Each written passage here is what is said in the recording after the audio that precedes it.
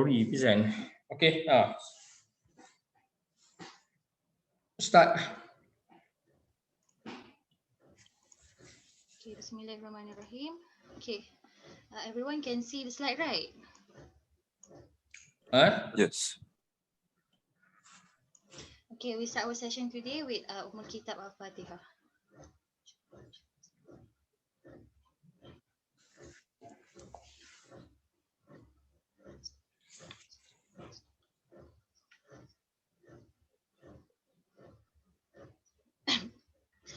Okay, Bismillahirrahmanirrahim. Assalamualaikum warahmatullahi wabarakatuh. Inshallah today, my name is Nunisha Syamiti Kamaruzaman. I am going to present a seminar on tropical infection with the topic of dengue fever, and another 4 presenters are also going to present. Okay, let's begin. So these are all my contents from introduction to prognosis. You can see later on.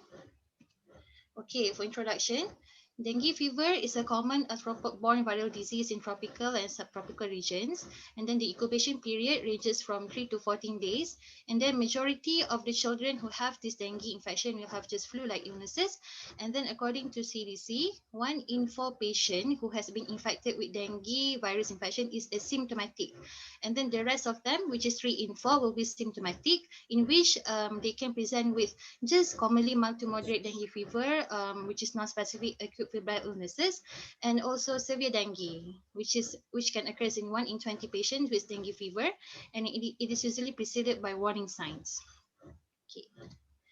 Okay, in worldwide, according to WHO, there is actually 390 million dengue infection per year, with 96 million manifested clinically. And then the endemic region for the dengue infection is in tropical regions, which is highlighted in red in the map that I have provided you. And then these regions have warm temperature, in which it will actually shorten the breeding cycle of the mosquito.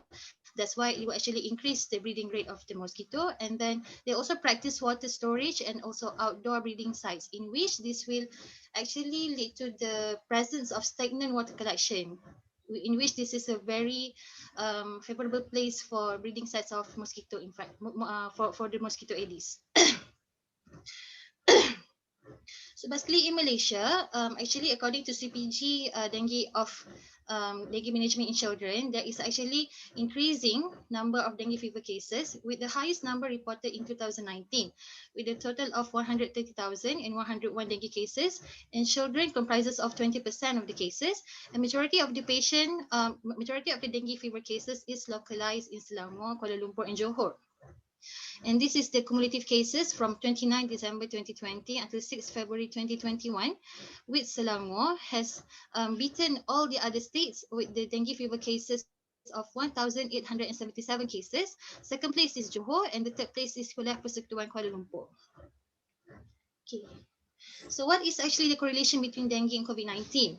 Okay, for according to News Straits Time, Dr. Nur Hisham Abdullah has mentioned there is actually an average increase of dengue cases of 8% each week, and this rising trend is actually alarming, which means that we cannot simply neglect the presence of dengue fever in our community, especially we are endemic regions of dengue fever, right? And as of June 15, a total of 50,988 dengue cases were recorded nationwide, in which this is actually almost half of the previous total amount of dengue fever cases in 2019. So basically, according to an article that I have read, Medical News Today, because of COVID-19, so we need to work from home. So this is actually will elevate the time of exposure of us towards the vector itself. Hence, that's why there is increasing cases of dengue fever, with COVID-19 cases on the rise. Okay, this is the etiology and transmission. So everything started from the vector itself, which is most commonly is Aedes aegypti, and other vector is Aedes albopictus, and then female mosquito is the one that is actually responsible to bite human. And then they usually like to live in urbanized area, and then their favorite breeding place is in man-made containers, and then their peak biting periods is on early morning and also before sunset, which is around Maghrib area. And then the vector will then transmit the viruses, which has 4 serotypes altogether, which is dengue virus 1 until 4. And then if a person has been infected with one serotype of dengue virus, this patient will then will have a lifelong immunity or protection against just this particular serotype, and then they have short-lived cross protection against other serotypes, which means about about according to some journal, it is only about few months and few years of cross protection. And then how does it being transmitted from mosquito to human is when there is an infected Aedes aegypti mosquito take blood meal in an infected person, and then this dengue fever, this dengue virus will then replicate inside the gut of the mosquito, and then and then when the mosquito takes the next blood meal, the next susceptible host will be infected with dengue virus. Okay. So what happened if we are infected with dengue virus? Okay, so basically, when dengue virus infect us, it will infect our Langerhans cell and dermal fibroblasts in the skin, and then it will travel to lymphoid tissue, in which it will affect the spleen and also the lymph nodes, and then it will cause a viremia. And then how does it cause manifestation in our body? Via two ways actually. The first one is direct effect of dengue virus, in which it will actually disrupt bone marrow precursor cells, which leads to leukopenia, lymphopenia, thrombocytopenia, and then it will bind to endothelial cell, in which it will induce endothelial permeability, and then leads to hemorrhagic manifestation, and then it will attack liver cells, in which it will cause elevation of liver enzyme and hepatomegaly. And then the next one is indirect effect, in which it will activate innate and adaptive immune response, and then it will lead to release of vasoactive mediators such as nitric oxide, cytokines such as interleukins, in which this will lead to fever later on, and then there will be transient increase in capillary permeability, will then lead to plasma leakage. And then if plasma leakage persists, this is what leads to hemoconcentration and hypovolemia. And then if this is prolonged, this will lead to shock. Okay, so this is the current classification of dengue, in which we use WHO 2009, and then it will divide dengue fever into dengue fever without warning signs, dengue fever with warning signs, and also severe dengue. Okay. So the first one is dengue fever without warning signs, in which the patient will manifest features of dengue fever without warning signs because there is no capillary leakage yet. Later on, we're going to see the details on the features. And then the next one is dengue fever with warning signs, in which the patient will manifest features of dengue fever with warning signs because there is capillary leakage already. So these are the warning signs. We are going to look in details after this. And then this is severe dengue, in which the patient will manifest one or more features of the severe dengue. The first one is severe plasma leakage, severe hemorrhage, or severe organ impairment. Okay. So before we go straight into the approach to diagnosis in terms of history taking and physical examination, I would like to show you what is the clinical course of dengue fever first to make you understand better. Okay, so basically, the clinical course of dengue fever will be divided into three: febrile, critical, and recovery. So basically, according to WHO, patient without increase in capillary permeability, which means patient with dengue fever but without warning signs, will improve without going through clinical phase. So which means they will undergo febrile and then straight away skip critical, straight away go to recovery phase. Okay, this is the summary of what happened during each phase of the clinical course of dengue fever. Okay, so during febrile phase, it is characterized by abrupt high-grade fever, which lasts 2 to 7 days, and then 5% of the patient will have biphasic fever, in which they will experience fever and then subside or remission for 2 days, and then come again later. And then the common features during febrile phase is severe headache, nausea, vomiting, maculopapular rash, in which maculopapular rash in dengue is start from trunk. It start from trunk, and then it progresses to extremities and the face. And then retroorbital pain, myalgia, arthralgia, bone pain. And then the patient can also present with mild hematological manifestations such as PTK, mucosal bleeding, for example, gall bleeding, and epistaxis and easy bruising. And then some also have sore throat, injected pharynx, which the pharynx appear red and inflamed, and then conjunctival injection, in which when there is enlargement of conjunctival vessel, the eye will appear red. Okay, so because it is difficult to distinguish dengue fever from other febrile illnesses during febrile phase. So that's why we have a characteristic investigation and physical examination, which is if there is leukopenia and positive tourniquetas, it is highly indicative of dengue fever. So leukopenia is characterized by white cell count lower than 5,000 per microliter. Tourniquetas I will show you later on. And then the common complication in febrile phase is dehydration and also febrile seizure, because the patient can manifest with GI symptoms, isn't it? Nausea, vomiting, diarrhea. And then we also need to monitor for warning signs during this period, because warning signs can occur during day 3 to 7 of illness. So basically, warning signs, it is important because we want to intervene early before the dengue fever develop into severe form of dengue. Okay.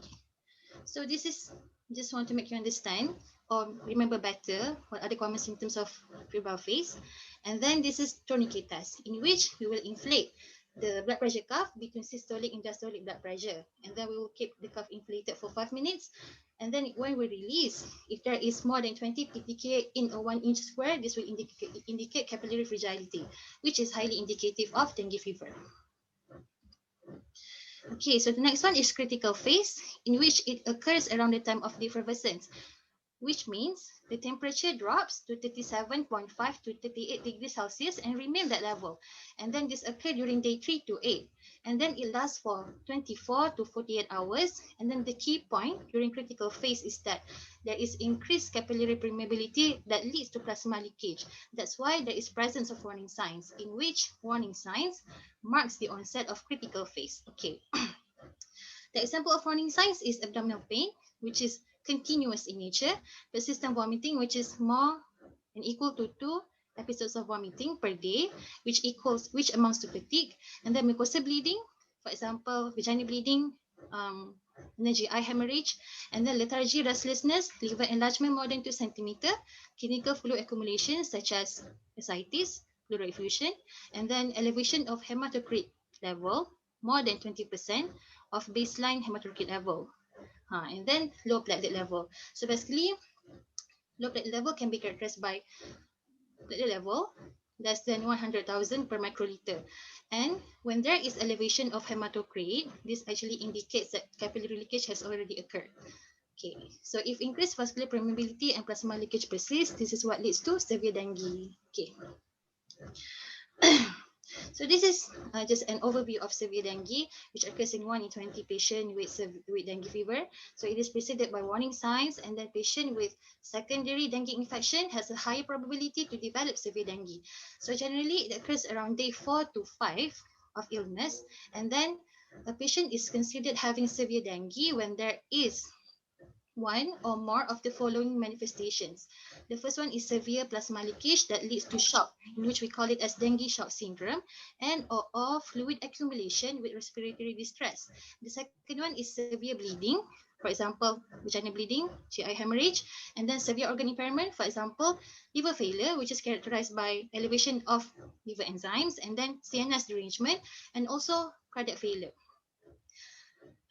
So basically, this is just an overview of what happens during severe dengue, in which from asymptomatic capillary leakage that occurs during early critical phase, it can progress to cardiac arrest if there is no intervention, and if the capillary leakage persists. So basically, during this phase, actually the body tries to maintain normal systolic BP. So that's why there will be physiological adaptations or changes occurs in the body.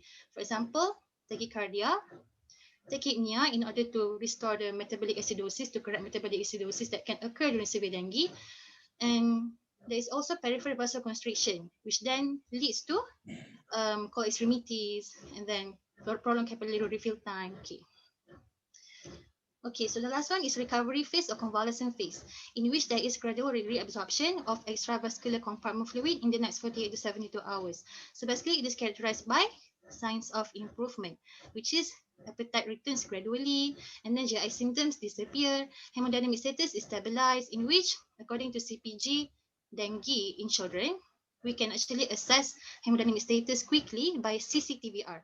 C is for Color, whether the patient is cyanotic or blue or already pink. And then the next C is capillary refill time, which is if it is less than 2 seconds, it is normal. T is temperature, febrile or febrile. V is pulse volume, whether there is still weak or already pulse or not. And then pulse rate is whether the patient is tachycardic or not. Okay. Next one is diuresis continuous, and then the presence of isles of white in the sea of red, which you can see in the picture below.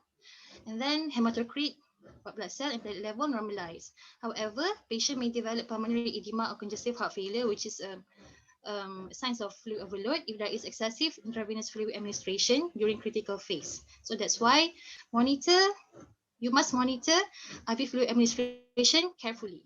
Okay. So the approach to diagnosis, basically we will do thorough history taking and also physical examination. And then we try to look for these criteria for provisional diagnosis of dengue infection. So the first one is whether the patient live in or travel to dengue endemic area for past 2 weeks or 1 week before. And then the second one is presence of fever and 2 of the following manifestations. The first one is nausea, vomiting, rash, aches and pains, for example, retroorbital pain, myalgia, arthralgia, or bone pain, and then tourniquet test positive, leukopenia, or any warning signs, for example, abdominal tenderness, persistent vomiting, like we have mentioned before. Okay, so for definitive diagnosis, we must do laboratory confirmation. Okay, so this is just a list of differential diagnoses. I think you can read this later, but then the point that I want to highlight here is that because there is a list of differential diagnoses that can actually mimic dengue fever on febrile phase or critical phase. So that's why we need to do this. This actually strengthens or augments the reason to why we need to do thorough history taking and physical examination. Okay. So for history taking, our aim is the first one is to identify dengue fever and its phases. So the first one is Oh, yang itu saja dah 20 minit, tahu tak? okay. Berapa slide lagi? 1, 2. Okay, dah masa tu je.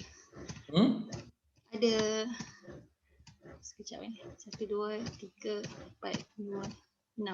Okay, 6 slide, doktor. Okay, Okay. Okay, for history taking, okay, just in short. Okay, the first one is to identify dengue fever and its phases. Okay, first one is symptoms of dengue.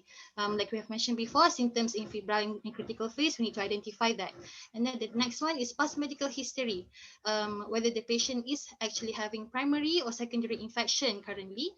And then the last one is social history, whether the patient traveled to dengue endemic areas or there is any recent fogging or dengue cases in neighborhood, which may indicate the patient is living in dengue endemic area. The next one is to rule out other differential diagnoses. For example, if there is any presence of any other symptoms such as nasal congestion, shortness of breath, and then cough. So this may indicate upper respiratory tract infection. And then immunization history, whether it is updated to age or not, because measles can be one of the differential diagnoses. And then the next one is drug history, if there is any drug allergy. Then the next one is family history, if there is any family members with similar symptoms. Okay. Okay, the next one is physical examination. Basically, on febrile phase, you can notice that the patient may have elevated temperature, which may indicate high-grade fever, and then positive tourniquet test, any rash, ecchymosis, mucosal bleeding, conjunctival injection, inflamed pharynx, and then lymphadenopathy, which is palpable cervical lymph node, for example, and then signs of dehydration. For example, sunken eyes, sunken fontanelle in infants, and then critical phase, if the patient is in shock, the patient may experience altered mental status, and then because of peripheral vasoconstriction, there will be cold extremities, prolonged capillary refill time, and then hypotension can occur, tachycardia, tachypnea, and then lymphadenopathy, mucosal bleeding, signs of ascites, for example, presence of fluid trail or shifting downwards in abdominal examination, and then presence of pleural effusion, for example, presence of crepitations in respiratory examination, and then tender hepatomegaly, and then signs of respiratory distress, for example, Kussmaul's breathing, which is labored rapid breathing, which is indicated in this picture. Okay, so this is just a summary of, no, not summary, but the details of what I have summarized before. I think you can read this by yourself. Okay, last one is investigation. We have diagnostic tests and other tests. So diagnostic test, the first one is virological test, in which we can do this during the first 5 days of illness. So basically, we can do NS1 antigen rapid test or ELISA, but usually we do NS1 antigen rapid test because the result can be obtained by minutes only. And then for the next one is virus genome detection and then virus isolation. And then the next one is serological, in which we can do IgM or IgG seroconversion in PET sera or IgM or IgG detection. But then for all children that we suspect for dengue fever, we usually do dengue rapid combo test, in which we combine NS1 antigen rapid test and IgM or IgG detection test. Okay. For other tests, the most important one is full blood count, in which we want to detect leukopenia, thrombocytopenia, and low hematocrit level. And then other than that, coagulation profile to detect any prolonged PT and APTT, liver function test for any elevation of enzyme, and then use test for any electrolyte imbalance. Okay. So this is the last one, which is treatment management, in which the treatment is only supportive, not curative, and then it aims to maintain adequate intravascular volume. So we have outpatient and inpatient. For outpatient, this is usually for febrile phase without coexisting condition, in which we will try to control fever with paracetamol, have adequate bed rest, have adequate oral fluid intake 6 to 8 drinks per day, and monitor urine output because we want to check for signs of dehydration also, because the patient can be dehydrated, isn't it? And then we also want to watch for warning signs. Okay. For inpatient, we do this in patient with critical phase, severe dengue, and have coexisting condition. For example, in patient with shock, we may do fluid resuscitation and then followed by IV fluid maintenance therapy. And then we also may want to continuously monitor clinical and laboratory parameters, and then early recognition and treatment of hemorrhage, in which we may transfuse baked red cell or fresh whole fresh blood to the patient. And then during recovery phase, we may discontinue IV fluid early, and then we remove peripherally inserted central catheter once IV therapy no longer needed because we want to avoid nosocomial infection. And then we must avoid giving NSAIDs and aspirin-based drugs to the patient because this will increase bleeding, increase rates of bleeding. Okay, the last one is prognosis, in which dengue fever has a good prognosis overall. But then for severe dengue, death may occur in 40 to 50% of patients with shock, but with adequate intensive care, death can occur only in less than 1% of cases. And basically, many fatalities occur due to hyperhydration because of fluid overload. Okay, I think that's all from me. Thank you. Okay, and dengue is one of the case where you have to know the clinical detail in very refined way, because every sign yang datang or symptom yang come tell you something about what you need to do next. Very interesting about dengue. Something rash coming, that's coming. It's very important, dengue, because dengue management sebenarnya is not about the fluid. Dengue management is about you always in front of the disease. It's not that you follow the disease. You are in front of disease, and then you manage according to the changes what you expected going to happen next. That will be the safest way. You follow the disease.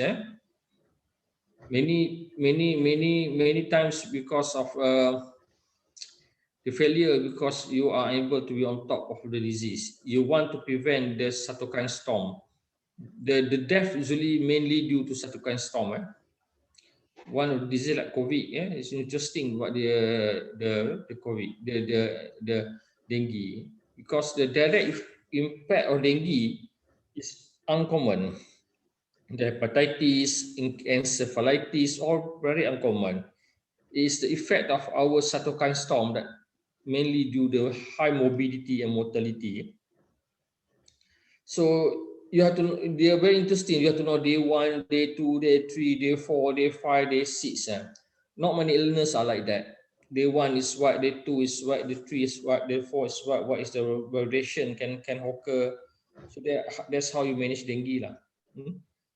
And it's no fixed rule how to manage dengue. Different patient very reaction towards the infection are different. Okay, any other questions?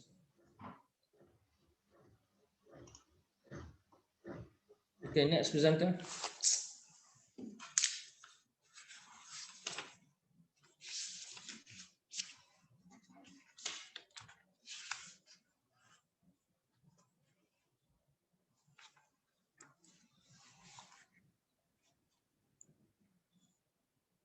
Can you guys see my slides? Nurul apa? Nurul Shakira. Your group block group to your trip. Okay. All right. Can you see my slides? Yes.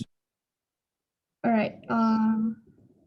Bismillahirrahmanirrahim. Assalamualaikum warahmatullahi wabarakatuh.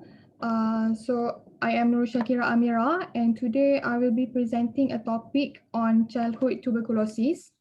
So this is the outline of my presentation. Okay, so first, tuberculosis is the presence of symptoms, signs, and or radiographic findings that is caused by Mycobacterium tuberculosis. So the tuberculosis, this disease can be pulmonary or extrapulmonary or can be both. And for childhood tuberculosis, it is a tuberculosis disease in children aged under 15 years old. For the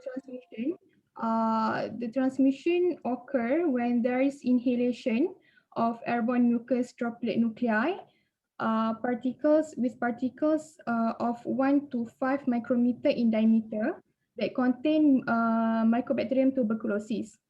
So this droplet is expelled when the person with infectious TB cough, sneeze, shouts, or sings.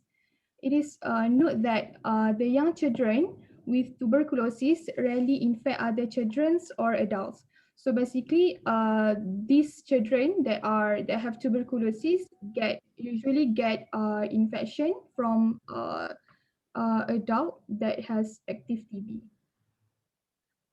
So the etiology of tuberculosis is caused by Mycobacterium tuberculosis. It is a weakly gram-positive bacteria with slender-shaped curved roots that grow in straight or branching chains.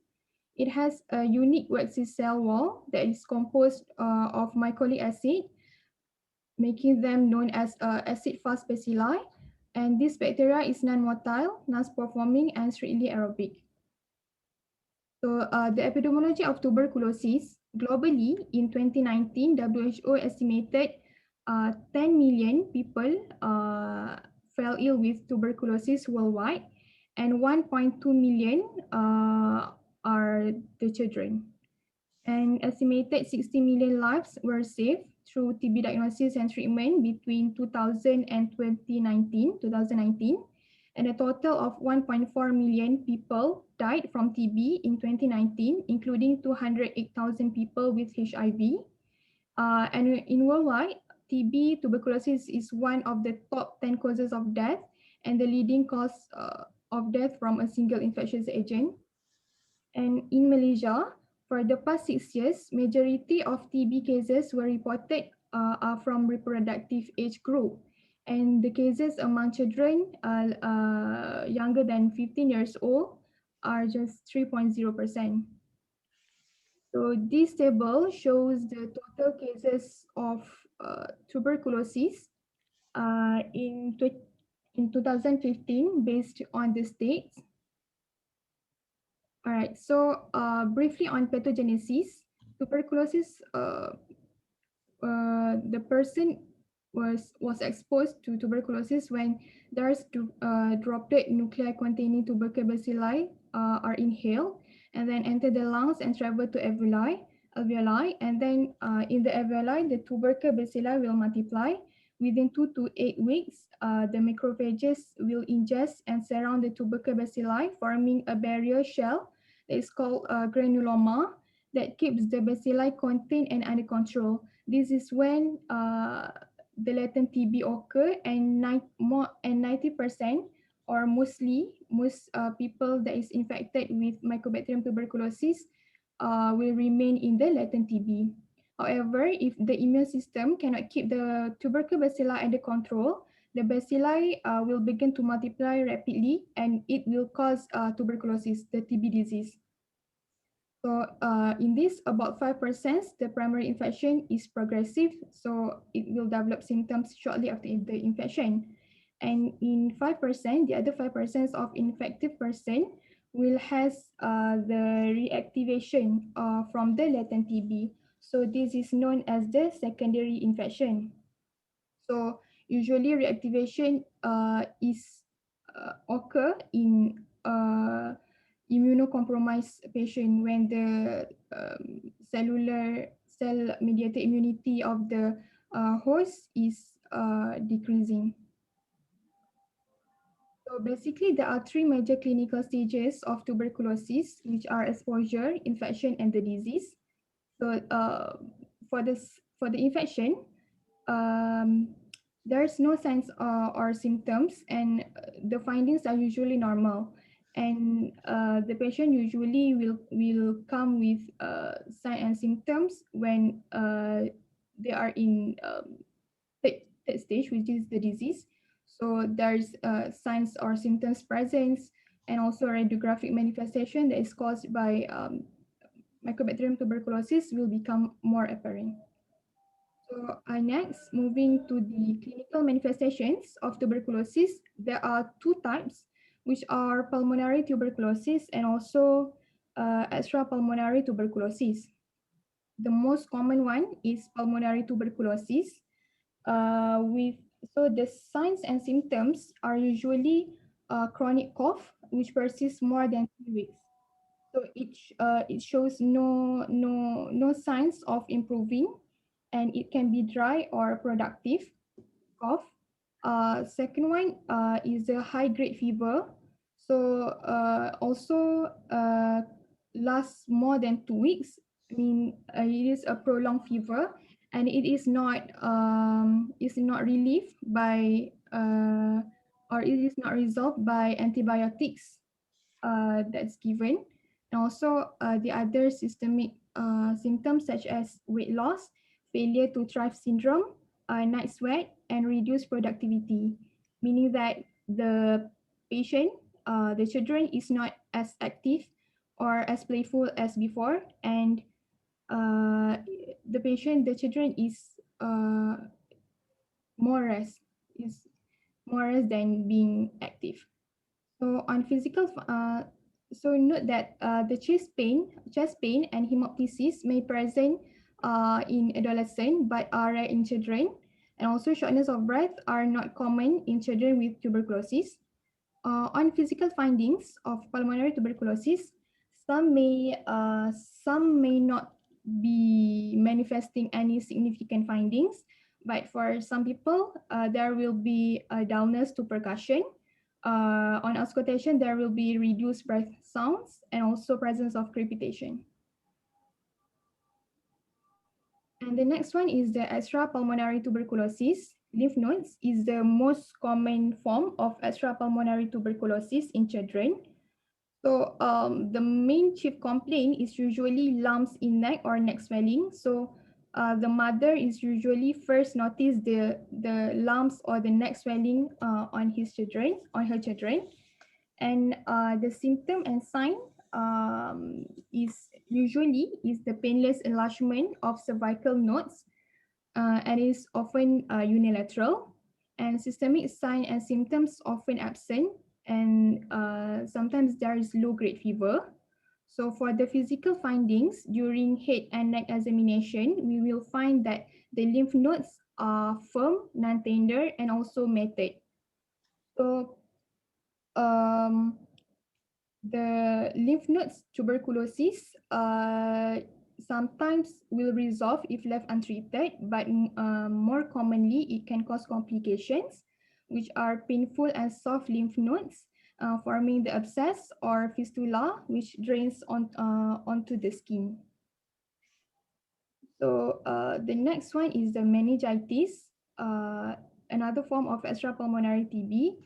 And tuberculosis, CNS tuberculosis is the most severe type of tuberculosis, and is fatal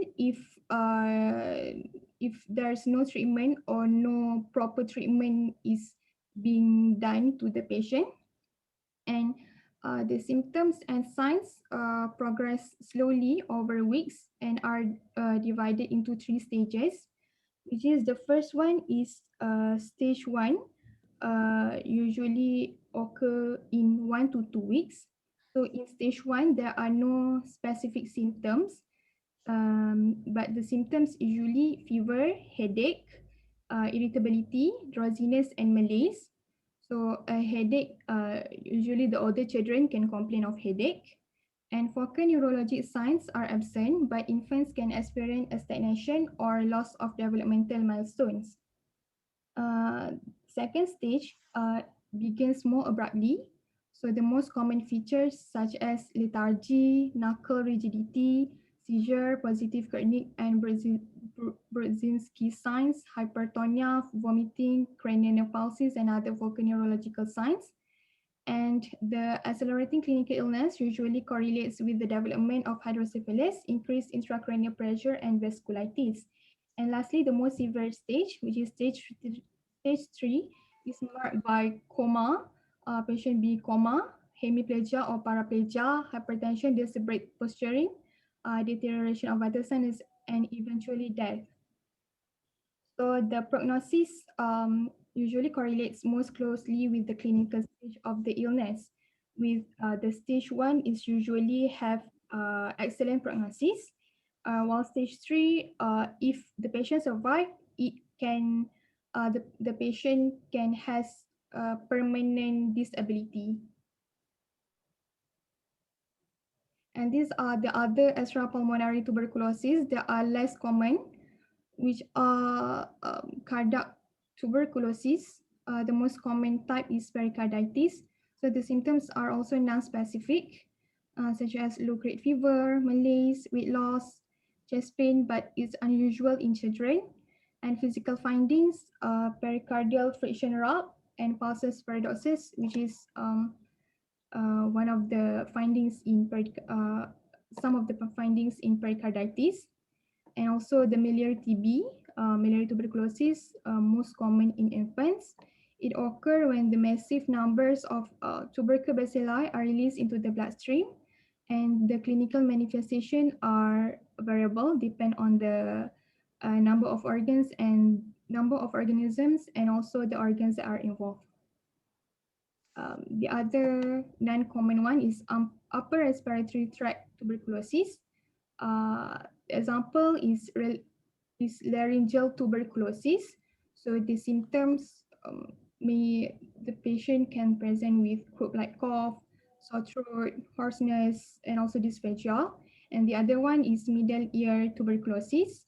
So the patient can present with painless unilateral otorrhea, tinnitus, decreased hearing, perforated tympanic membrane, and also enlargement of lymph nodes in the preauricular area. And the next one is the tuberculous osteitis. The most common type is spinal tuberculosis. It is uncommon in young children and usually seen in older children and adolescents. The symptoms and signs can be local pain and tenderness, local deformity, and also spinal cord compression, making the patient has difficulty in walking and also passing the urine.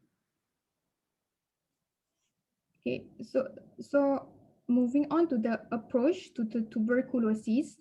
So as I mentioned, the most common type of presentation is pulmonary tuberculosis. The most common one is pulmonary tuberculosis. So the chief complaint is usually the children comes or present with chronic cough for more than 3 weeks. So in the history taking, HOPI, we have to ask more on the cough about the duration, but it's already stated that more than 3 weeks. So it's basically a chronic cough, and also as the characteristics of the cough, is it non-productive cough or productive cough, have sputum or not, and also if there is any intervention that has been done to relieve the cough, for example, the use of antibiotics and so on. And the next one is history of fever. Is there any history of fever? And then if yes, ask about the duration. Is it acute or prolonged fever? And if there is any antibiotic treatment was given to the children before. So, and then is it resolved? Is the fever resolved or not? Because in TB, fever usually does not resolve with antibiotics. And even in viral infection, the fever is usually does not last more than 1 week. And then failure to thrive syndrome with poor weight gain or weight loss, and also loss of appetite, apathy, and fatigue, and history of night sweats that make the children have to change the clothes during the night. But usually the severe night sweat is not common in children. And then is there history of reduced productivity, meaning that the children is not as active or playful as usual, and he rests more frequently. And also other systemic review, headache, back pain, joint pain, swelling, if there's extrapulmonary TB. And then history of history taking, it is important for us to know the risk factor of TB. So always ask if the patient has, or we must know if the patient has recent contact with a person, usually adult, with active tuberculosis, because it is the main risk factor, main thing to occur in TB. And also past medical or surgical history, for example, HIV infection, or if the patient is immunocompromised, because this increased risk of reactivation of the latent phase of TB. And developmental history, is there any developmental delay?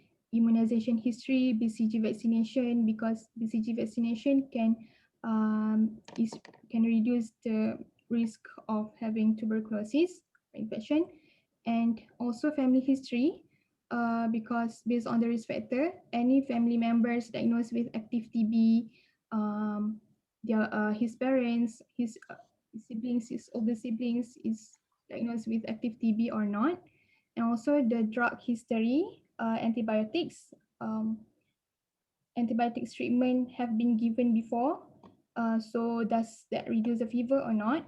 And also the social history in crowded environment, example the daycare center, because it can increase the risk of transmission of the bacteria. And also physical examination.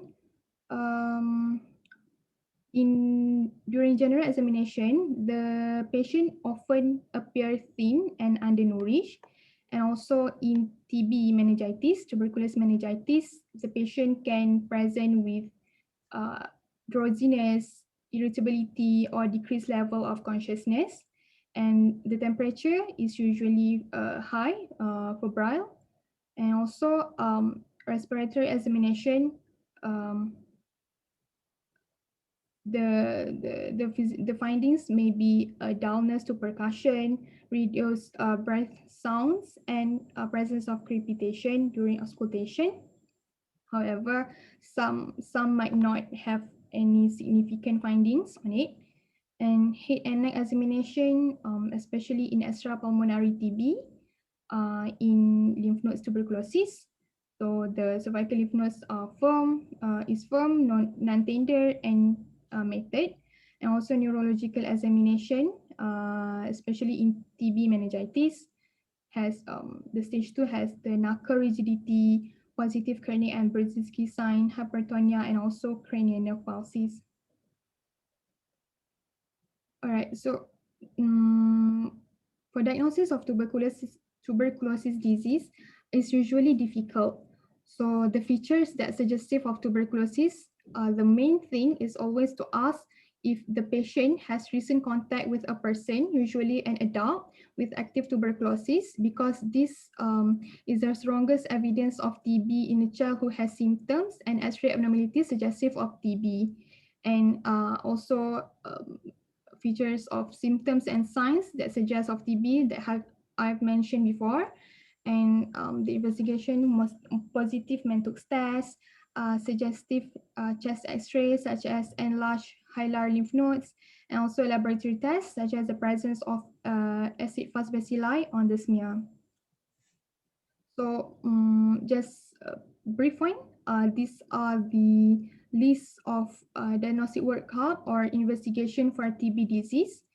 So usually based on the organs. So for pulmonary TB, you can do the chest X-ray, early morning gastric aspirates, and sputum. So this specimen should be sent for AFB smear and TB culture, and also susceptibility testing. So these are the summary of the management that I took from the pediatric protocol.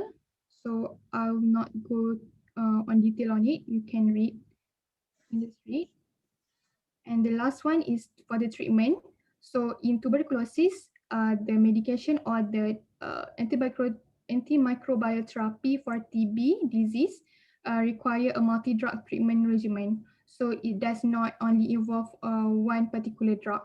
So this, but it require 4 drugs. So these are the first line drugs for TB, which are isoniazid, rifampicin, pyrazinamide, and also ethambutol. But the doses, I do not state the doses here, but basically these are the drugs that are used to treat the tuberculosis. So okay, so that's all from me. Thank you very much. Any questions?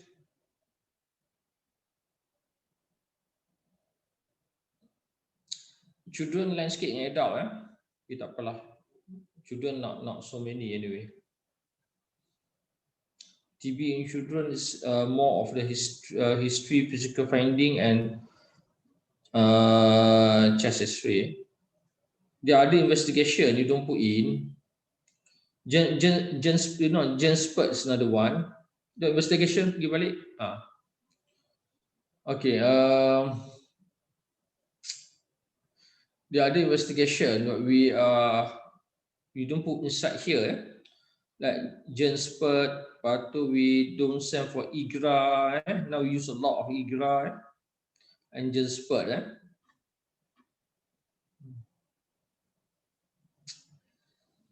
Tak apa, it's okay. Tak cukup benda tu. Some more. Alright. Tak apa, it's okay. Okay. Any questions? Okay, finish. Next.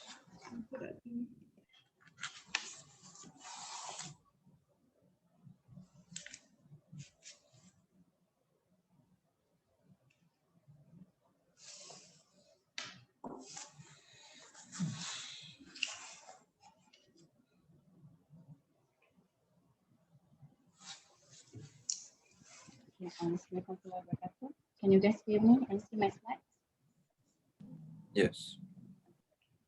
Yes, I will be presenting on malaria. My name is Sabata. Okay.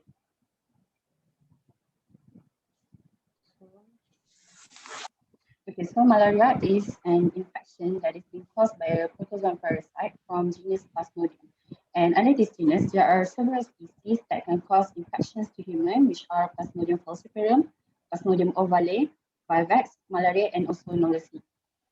So among all of these Plasmodium species, Plasmodium falciparum is the most severe, has the most severe complication, as it is associated with the highest amount of parasitic load in blood. And for Plasmodium knowledge, it is the only zoonotic Plasmodium species that cause infections to humans. So this parasite, the vector is female Anopheles mosquito, and there are also several other modes of infections, which are blood transfusion, the use of contaminated needles, and also it can be transmitted transplacentally from mother to the fetus, which is this is known as congenital malaria. Okay. So next, a brief epidemiology. According to WHO, in 2017, there is estimated for about 219 million malaria cases and 435,000 malaria deaths worldwide. And in Malaysia alone, the highest case has been noted in Sabah and Sarawak in comparison to Peninsular Malaysia. And most of the cases is usually caused by Plasmodium knowlesi. Well, as can be seen from the graph here, that other types of other species of Plasmodium has reduced trend throughout the years. And among of these numbers, 15.1 cases are from the pediatric age group. Okay. So next, for the pathogenesis, okay, when an infected female Anopheles mosquito is having the blood meal, then it will inject some sporozoites into the circulation. And then these sporozoites later on will infect. Very complicated. Yep. Sorry, doctor.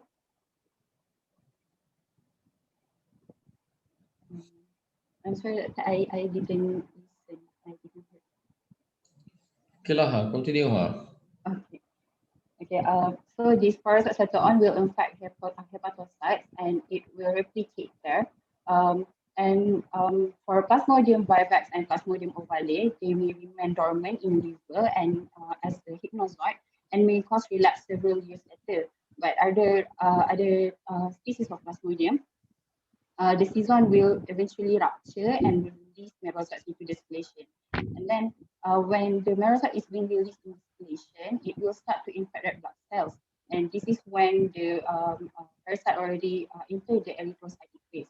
So when it infects the red blood cell, it will become trophozoites in ring form. And then some of these trophozoites will mature and become blood season. And this blood season later on will mature and rupture and release more merozoites into the circulation and complete the erythrocytic cycle. And during the rupture of the red blood cells, this is only when the symptoms will start to manifest. Okay.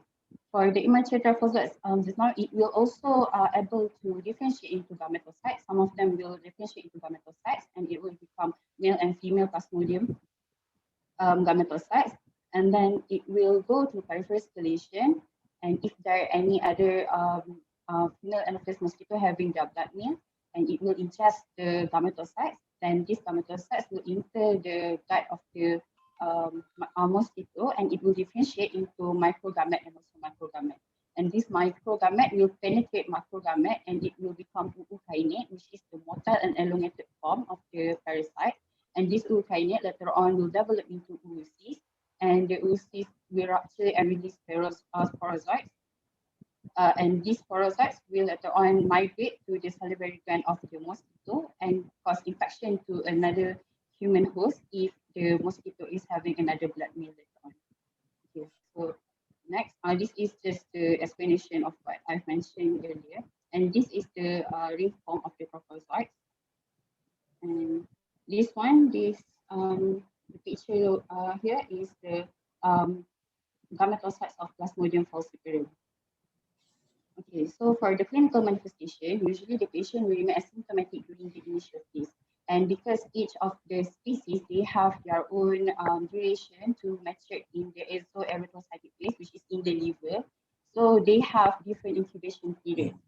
And also, before the parasite can be detected in the peripheral circulation of the rupture, usually it takes for about 2 to 3 days. And this period is known as prodromal period.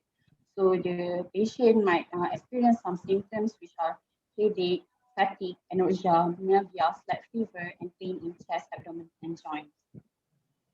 Okay, next for the history taking, usually patient will, we have to ask about fever because usually a patient with malaria, they present with a very specific symptom, a very typical pattern of fever, in which they will experience the cold stage first, in which they will have extensive fever, shaking very much, and after that, later on, they will the temperature of their body will suddenly rise, and they will, and this stage is known as cold stage. They may also experience some vomiting and also convulsions during this stage.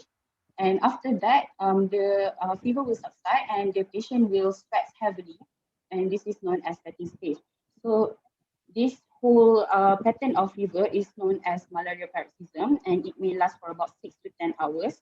And it is dependent, the relapse of the fever is dependent on the types of the species that the child has been infected.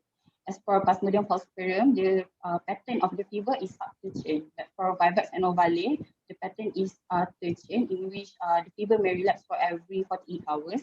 As for malaria, the pattern is quartan, and the fever may relapse for every 72 hours. And also we have to ask if the patient having other non-specific symptoms such as chills, sweating, fatigue, headache, muscle ache, nausea, vomiting, and also poor feeding. And we also may ask about the symptoms of complications, whether they already developed fitting episodes or confusion. This is a sign for cerebral malaria, which is one of the complications of complicated malaria. And whether they already developed shortness of breath or rapid breathing due to metabolic acidosis, and if they already experience abdominal pain, jaundice, and diarrhea, or they have red or black colored urine due to hemoglobinuria, and maybe they also have anemia and also abdominal bleeding. Okay, so next, also for the history taking, it is important for us to ask about the travel history, whether the child and the family has previously visit any malaria endemic country, and whether they take any anti-malaria prophylaxis before.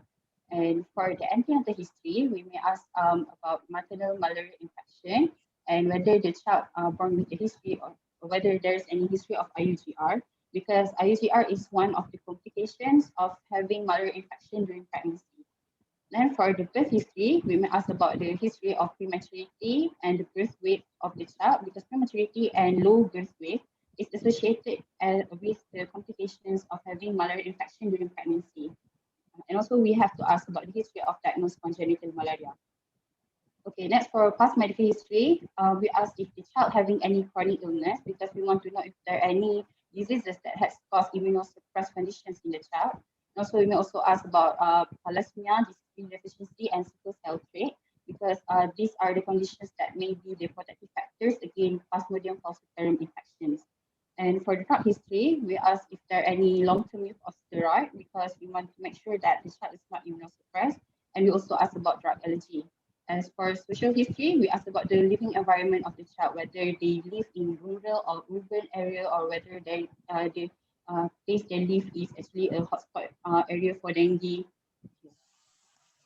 So next, upon physical examination, on vital sign, we may expect that the child will have high-grade fever, and the pulse rate might be increased due to fever or shock. Shock is also one of the complications of malaria, and if we check the blood pressure, it might be hypertensive if the patient is in shock, and the respiratory rate might be increased if they already develop metabolic acidosis. Then we may also look for pallor and jaundice, because the patient will have hemolysis anemia, and we may also check for rigors and diaphoresis due to the paroxysm, and also we check for the mental status of the child, whether they are alert, orientated, or having altered mental status. We may also look for rashes to help us rule out other etiology like dengue fever. Okay, so other physical examination can be done, like for respiratory, we may check for any crepitations and reduced breath sound. This is associated with malaria, because it is one of the complications of malaria is having pulmonary edema.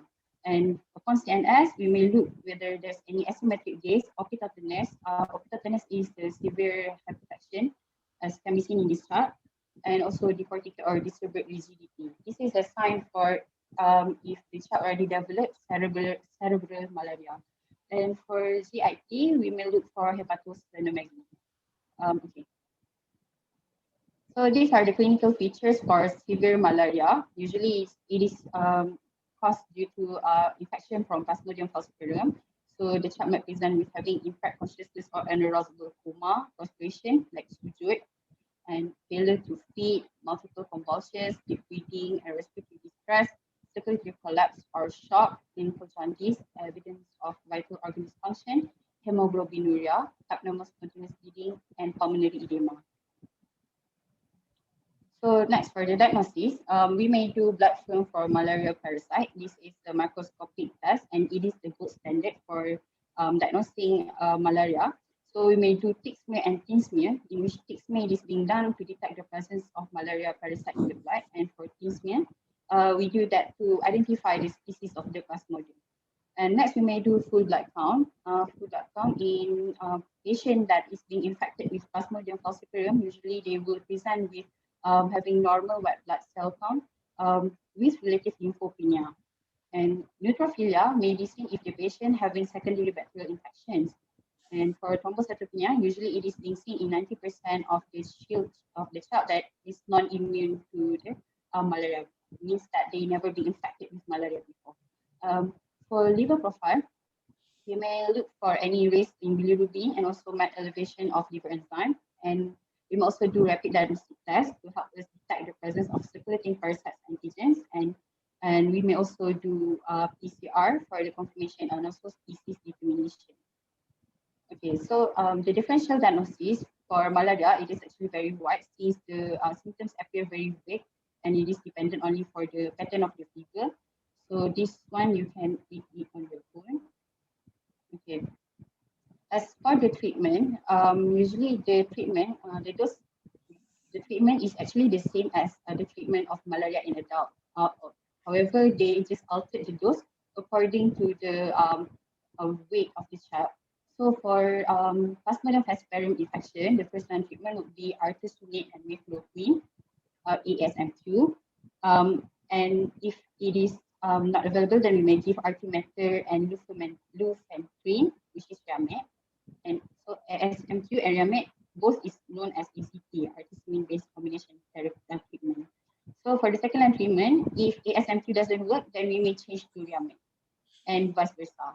Or we may prescribe artesunate and clindamycin, or we may give quinine and clindamycin.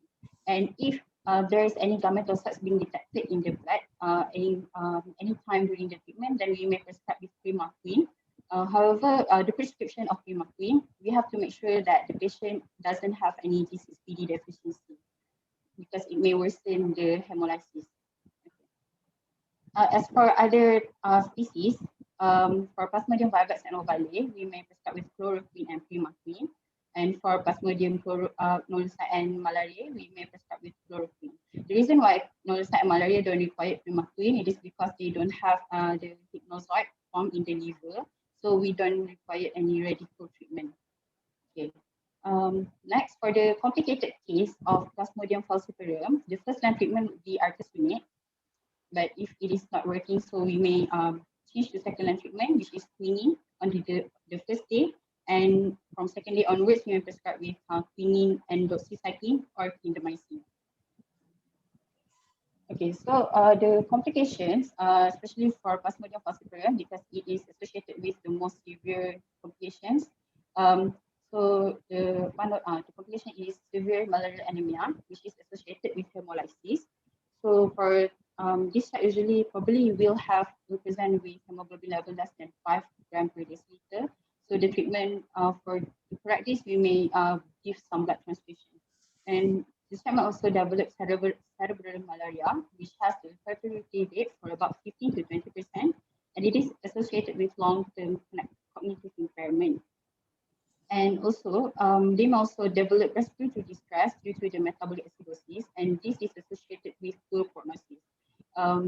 They may also develop seizure as a complication of the cerebral malaria, and also they may have hypoglycemia due to the prolonged quinine therapy, and also due to hypoglycemia too, they may have altered conscious level, and it is associated with mortality. And for and they may also develop tropical splenomegaly syndrome, in which it is associated with having marked splenomegaly, hepatomegaly, anemia, and elevated ICM. So for the prevention, we may take some avoidance measure and or prescribe some chemoprophylaxis before the child and the family are going to travel abroad. So for the avoidance measure, we may use insect repellents, for example, with SAP, and wear long sleeve shirts to prevent the mosquito bite, and using insecticide treated bed net. And we may also apply some lotion with diethylamide DEET solution, and make sure for the child it should be less than 40% concentration. And if applying this DAT to the child, make sure not to apply on the hands because child prone to put their hands in their mouth. And for the chemoprophylaxis, we may give chloroquine if we are going to an area that is free of chloroquine resistance. So the list of the countries that are having chloroquine resistance can be checked in the CDC website.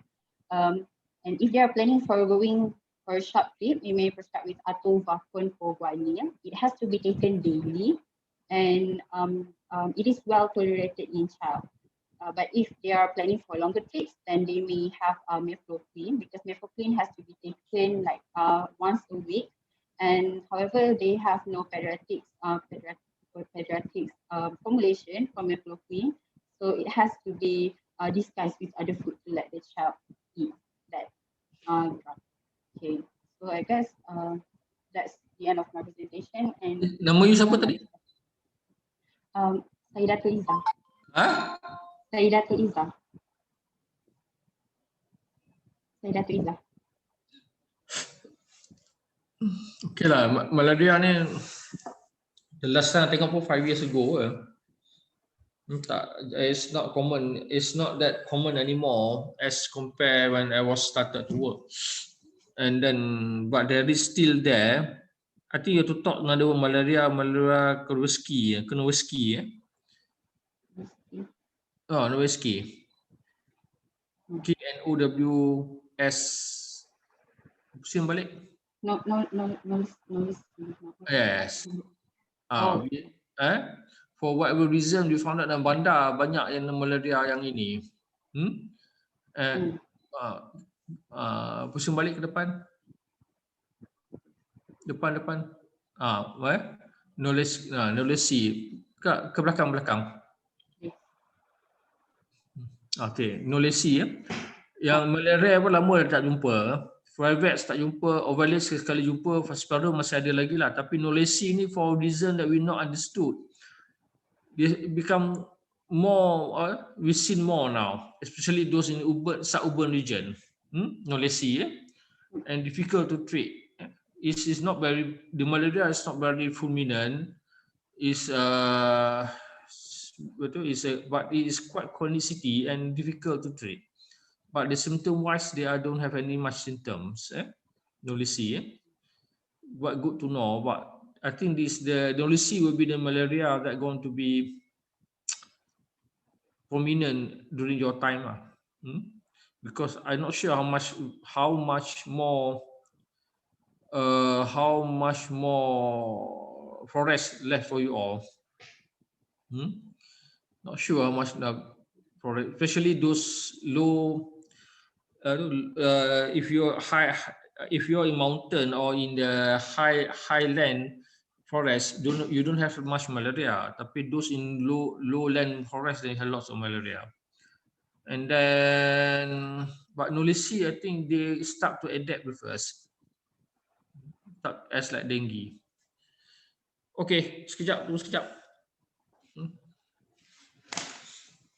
Your PBL ni year 3 ke year 5 Ada tak you ada PBL yang lain tak?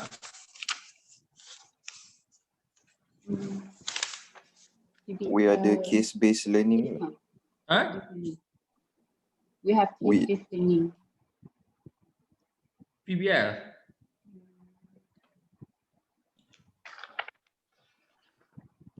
Wan Azmi, Nadira, Suhail, group mana?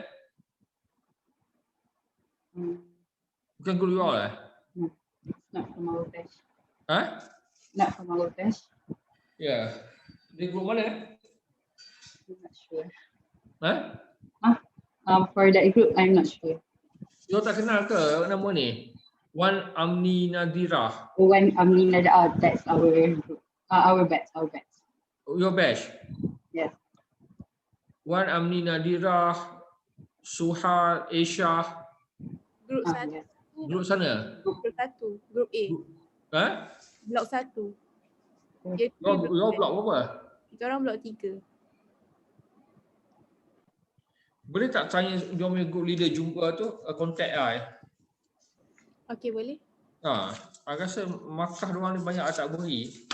Kalau kita nak markah tak apalah, kalau markah dah banyak tak apalah. Kalau siapa nak markah so contact. Kasih ni itu 10 minit ya.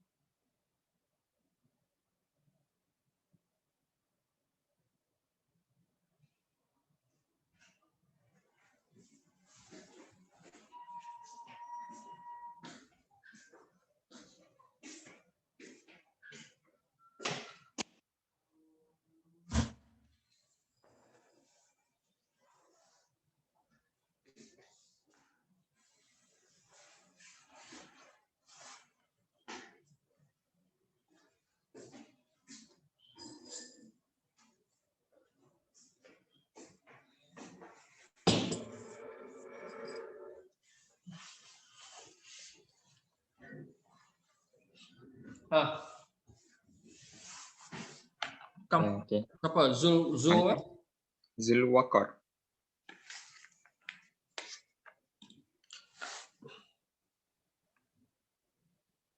Zul Wakar.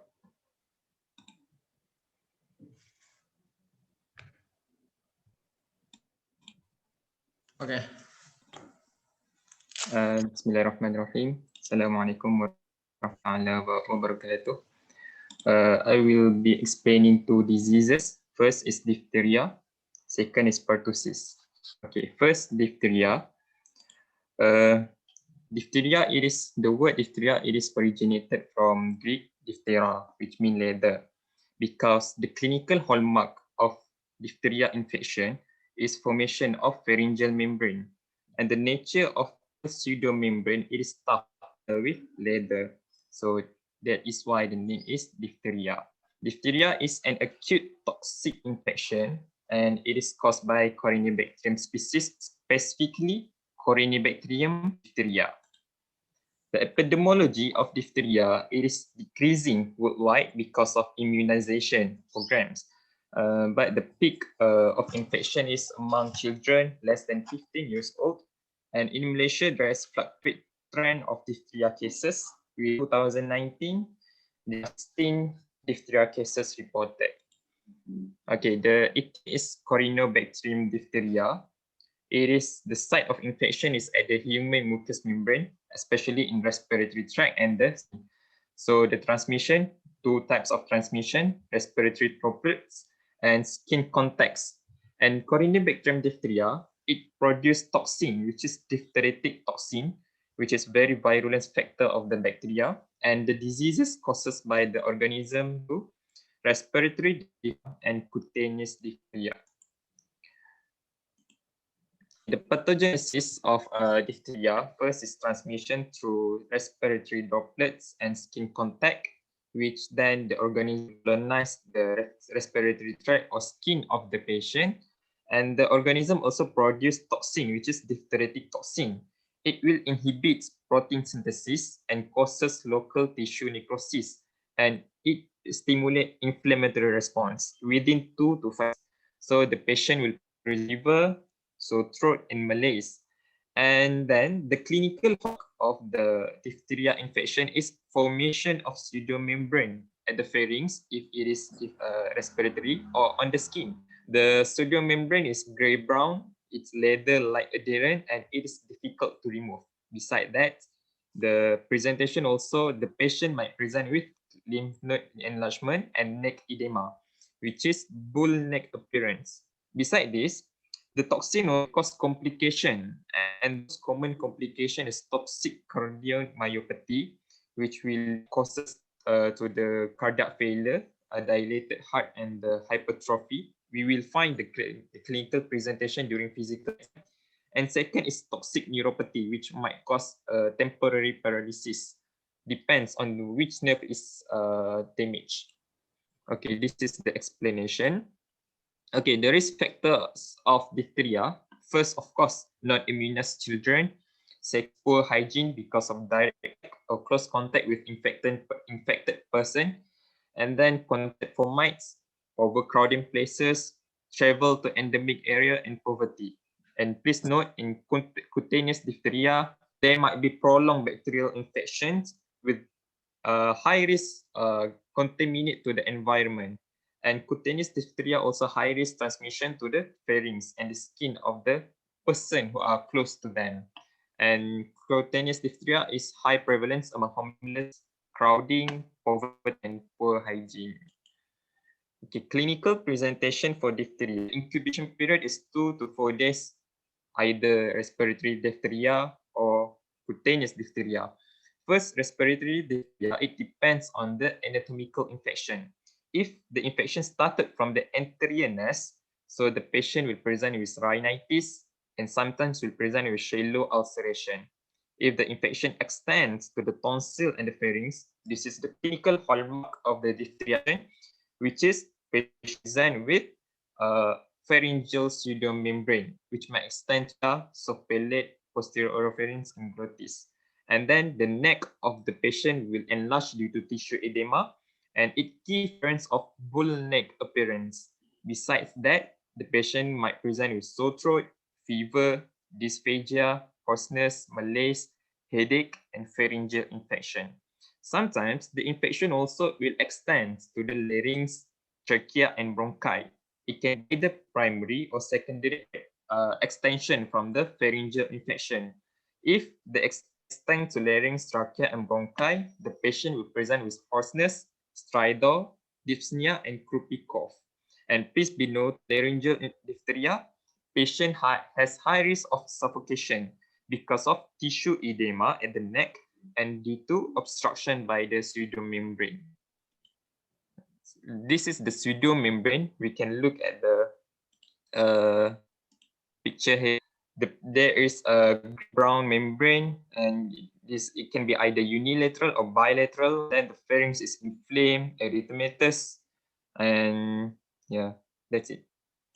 And then this is the bull neck aperitif tissue edema. Okay, second, cutaneous diphtheria.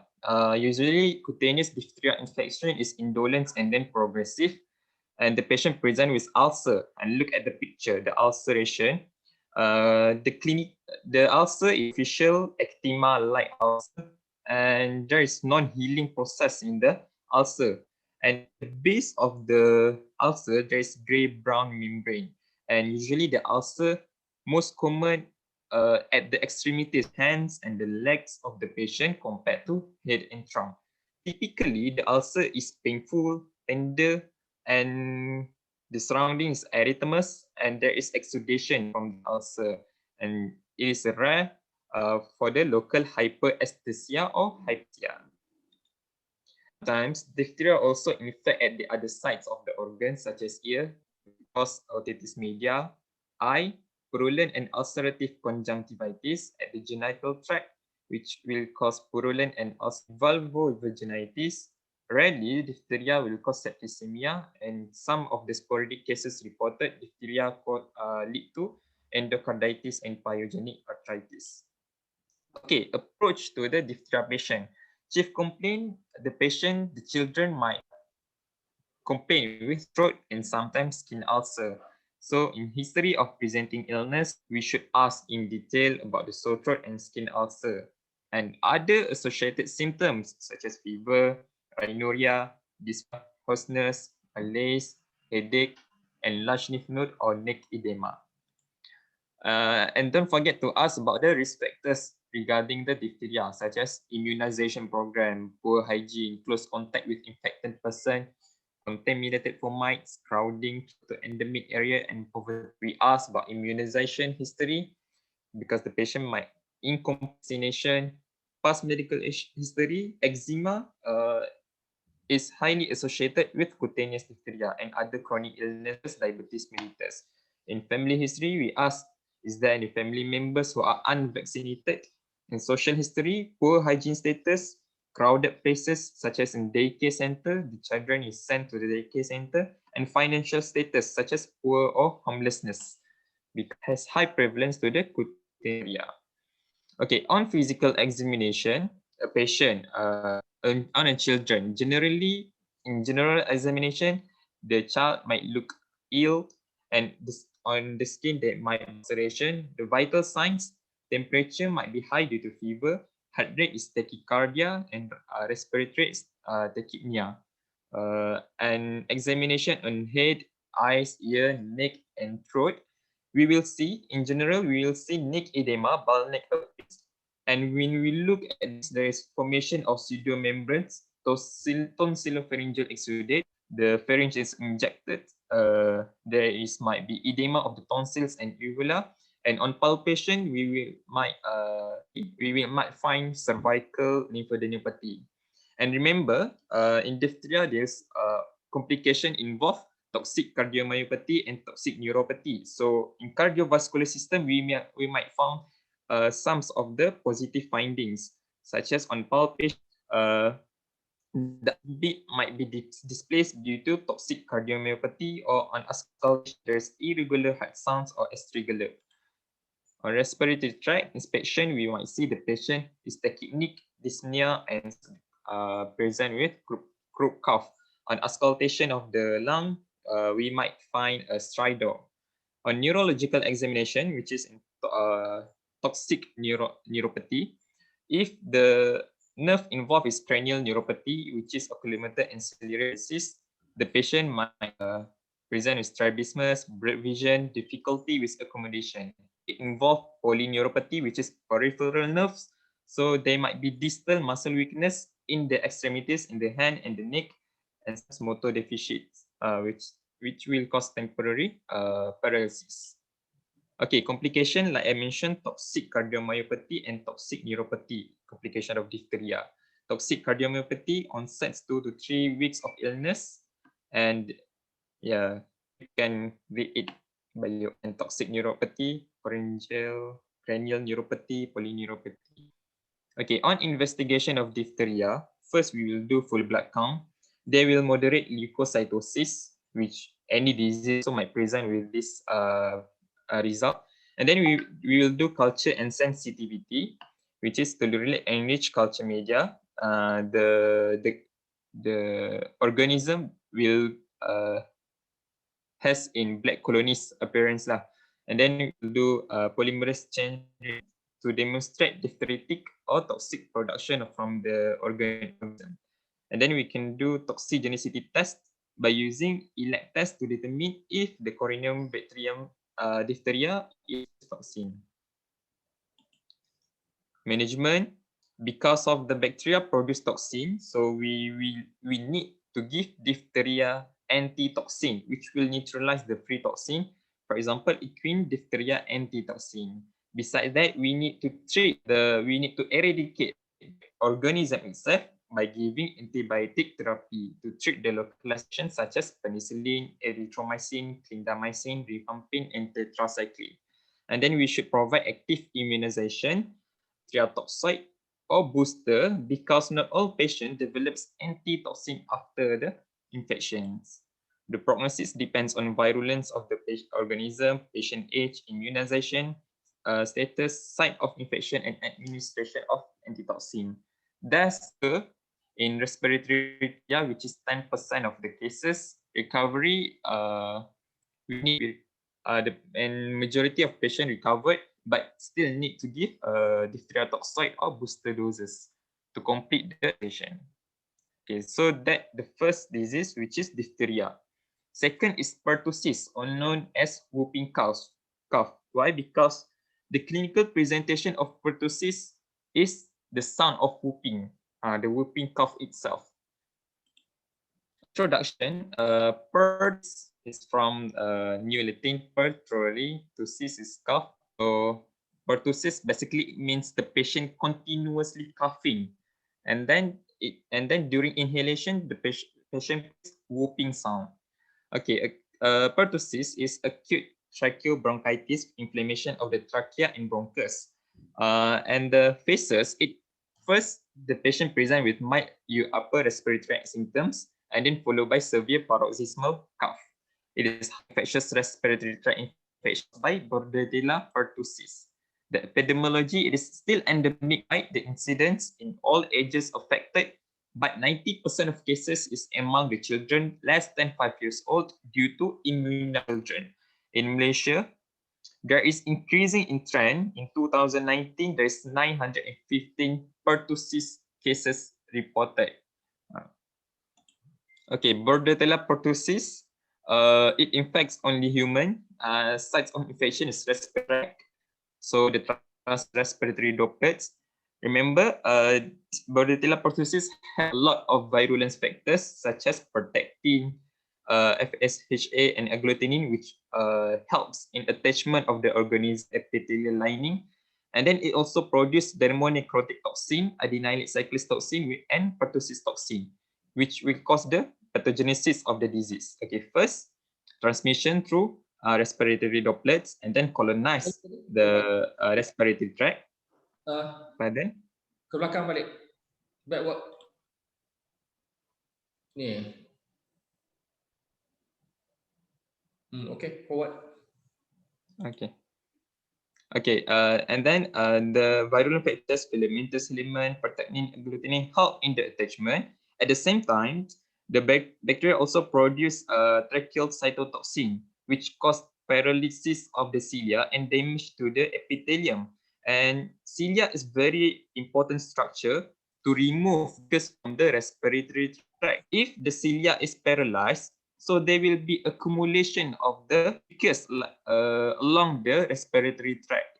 So body attempt to remove the mucus, and it triggers violent cough reflex in order to remove the mucus. So this is the clinical hallmark on the paroxysmal stage. The only during colonization is catarrhal stage, with patient present with mild symptoms of upper respiratory symptoms. Okay, we continue. After the patient triggers violent cough reflex, the organism also produces prostaxins, which increase T cell population. And the clinical hallmark, when we do FBC, there will be high increase of the lymphocytosis, lymphocytes cells. And then after patient continuously coughing to remove the mucus, during inhalation, the patient will produce whooping sound because of the edema of the lining of epithelium lining of the respiratory tract. So there is whooping sound after the paroxysm or the continuous coughing. So that where the names of the whooping cough is there. This is the pathogenesis, the explanation. Risk factor of pertussis. First, non-vaccinated children, and it usually infects children with less than 5 years old. There is contact with infected person and epidemic exposure, travel to the mid-country, and it is highly infected to the immunocompromised patients such as cancer, diabetic, chemotherapy, or undermalnourished. Okay, clinical presentation. Patient period of pertussis is 7 to 14 days. It's such a very long period. And symptoms, after that, symptoms may appear and persist for 10 to 12 weeks. And the most contagious period is during the first 2 weeks of coughing.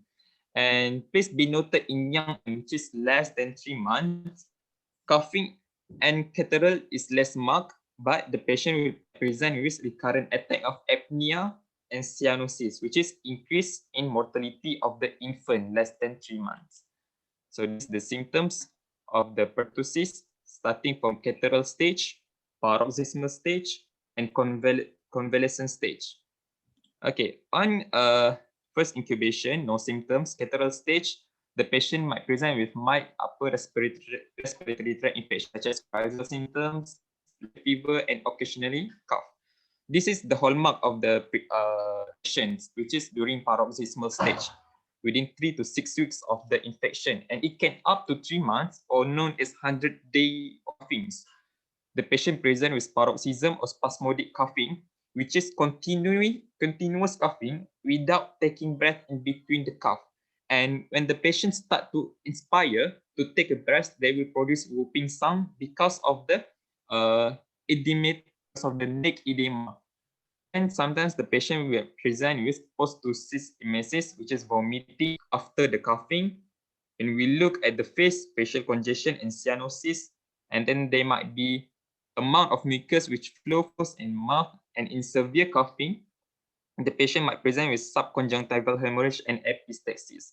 An infant, they may be not have whooping sound, but often it's followed by apneas, which increase in the mortality rate. And then after paroxysmal stage is convalescent stage. Within 1 to 2 weeks, the coughing becomes less severe, slowly disappear. Okay, this is the picture of coughing paroxysm. The baby keep on coughing with the tongue protruding maximally, eye bulging, and then after the continuous coughing, when the baby try to inhale, he produce a whooping sound. And this is the picture of subconjunctival. Okay, on history, the patient might present with coughing, so we should ask detail about the coughing. It might persist for 14 days or longer.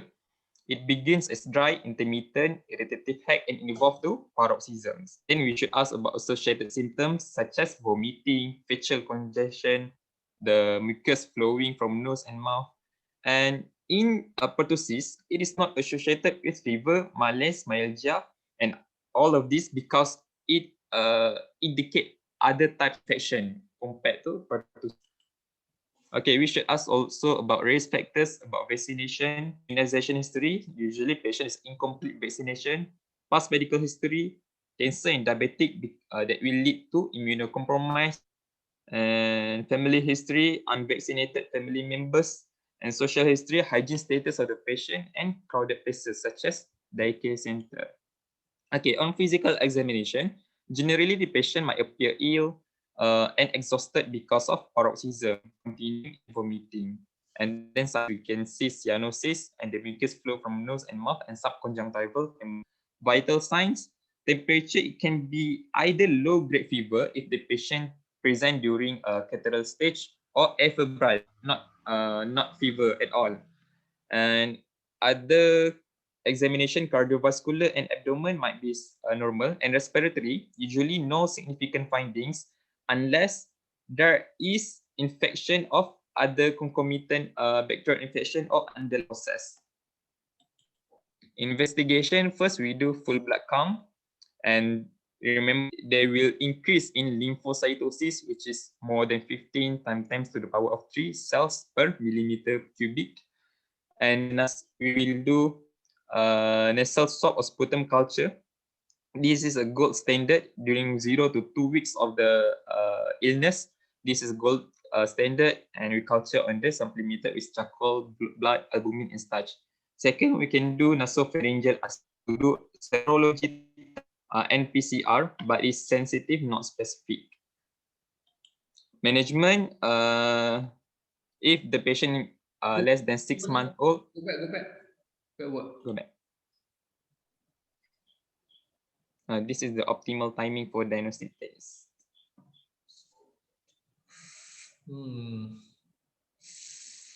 Kenapa pick the lah? It's not for you to answer.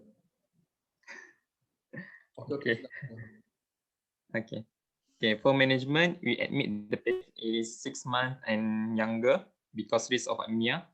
And then we give mucolytic agent to clear the upper airway and oxygen therapy. And then we will give antibiotic such as azithromycin, clarithromycin, erythromycin. And erythromycin can eradicate the organism if we give it at the catarrhal phase. And the close contact of the patient also should be given with prophylactic antibiotics such as azithromycin and clarithromycin. Complication of generally, patient might malnourish. On central nervous system, the patient has apnea, cerebral anosmia, encephalopathy. Respiratory system, lobar pneumonia. On HEENT, the patient might complicated with subconjunctival hemorrhage, periorbital petechia, otitis media, and sinusitis. And others complication due to prolonged fit coughing, the patient might the disease might complicated with rectal prolapse, inguinal hernia, and frenulum tear. Okay, pertussis, patient younger than 12 months who are vaccinated has high risk of severe and life-threatening complication and death. And adolescent and adult that has less severe characteristic of whooping cough. But if the treatment is initiated during catarrhal stage, the symptom may be less severe. Prevention is by immunization, DTaP and TDAP. Both combination for diphtheria and pertussis, and also the things which provide 80 to 90% effect protection to the children. That's all for diphtheria and pertussis. Okay, any other questions? Hopefully it's detailed enough lah. For investigation to be complicated, next explain. Tapi you just know the swab only lah. Okay, next presenter.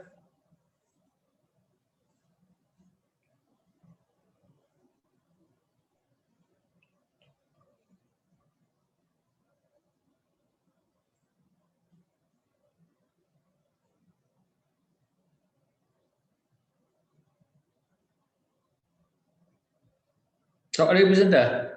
Seorang lagi kan? Ada. I know lah. Okay. Yes. Okay. Bismillahirrahmanirrahim. Assalamualaikum warahmatullahi wabarakatuh. I am Aina Haji binti Hisham with my track number 1811106, and I will be presenting about leptospirosis.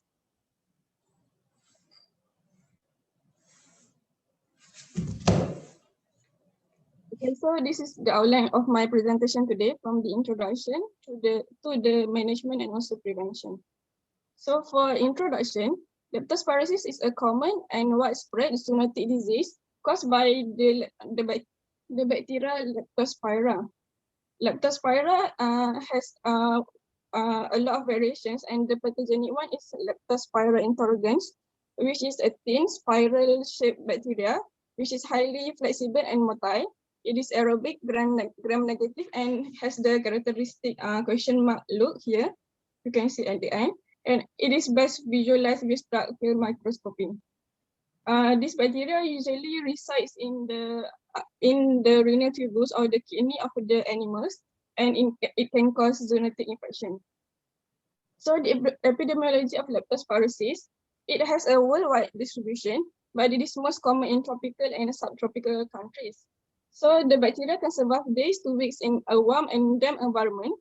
In Malaysia, it usually happens during rainy season, and sporadic cases may occur due to outbreaks, especially during heavy rainfall and also flooding. Okay, so leptospirosis is considered one of the notified. Hayati, terima kasih. Relax, tahu relax tak? Pizen. Cool, relax, cakap kawan you pizen, Ada tengok pun you mata you worry. You relax je pizen, Jangan macam tu. Okay. Okay, Next. Okay, so leptospirosis is considered as one of the notifiable diseases since 2010. For the incidence of, this is the statistic for leptospirosis in Malaysia. It has a high mortality, especially in 2014, with the highest mortality. Okay, next. Until July of 2015, there are 5,370 cases in Malaysia, with the 5 states with the higher cases is Kelantan, Selangor, Sarawak, Kedah, and Terengganu, with a total of 30 deaths and a number of outbreak cases in Malaysia. Okay, so the mode of transmission, as I said before, it is a zoonotic disease. So it mainly, the definitive hosts are the animals, but humans are the accidental hosts. So the animals involved are rodents such as rats and mice, cattle, swine or pigs, dogs, horses, sheep, and also goats. But in Malaysia, it is most commonly caused by rodents. That's why it is called as penyakit kencing tikus. Okay, so when leptospira from the kidney of the animals are excreted in the urine and contaminate the water, it can come in contact with humans and can come in direct contact, or also by inhalation of the urine droplets, especially when someone goes swimming in the contaminated water. It can go through the skin cuts or wounds, and or also through the mucous membrane and conjunctiva, and can enter through the human host, and can enter through the blood circulation and cause endothelial damage of the small blood vessels. And lastly, can lead to a lot of complications, such as secondary ischemic, and can lastly cause secondary ischemic damage to the end organs, especially the liver and the kidney. Okay, next, the clinical approach. So for the it is important to know the risk factors of leptospirosis, especially the occupational exposure to the leptospira and the wild rodents, such as farmers or laboratory workers, but it is not common in pediatrics. Recreational activities such as freshwater swimming, canoeing, kayaking, and also trail biking. Household exposure such as pet dogs, livestock, and infestation by infected rodents. And also if the patient has been walking barefoot through the surface water or has skin lesions that can come in direct contact with the contaminated water. These are the risks, the high risk groups, as mentioned before. This is the simplified one. So in this study, we must ask if the patient has been exposed to contaminated areas or contaminated waters, or also has exposure to wild animals, especially during outdoor activities, and also the travel activities, and the social history, the housing areas and environments. Okay. So the clinical, What semula? Okay.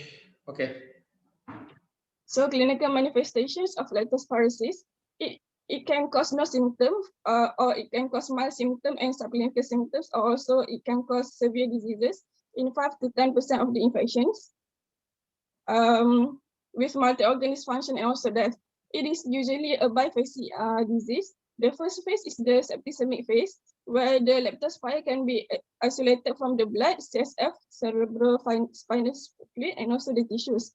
The second phase is the immune or leptospironic phase, where the organism can be isolated from the urine, but cannot be isolated from the blood and CSF anymore.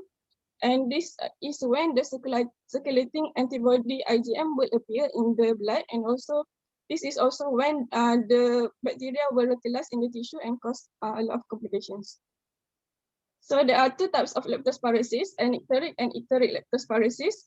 So anicteric, icterus means jaundice. So ecteric means with jaundice, and ecteric means without jaundice. So anicteric leptospirosis is the most common one with 90% of the cases. It is a mild disease with less than 2% of mortality, while in ecteric leptospirosis, it is a rare disease, 10% of the cases.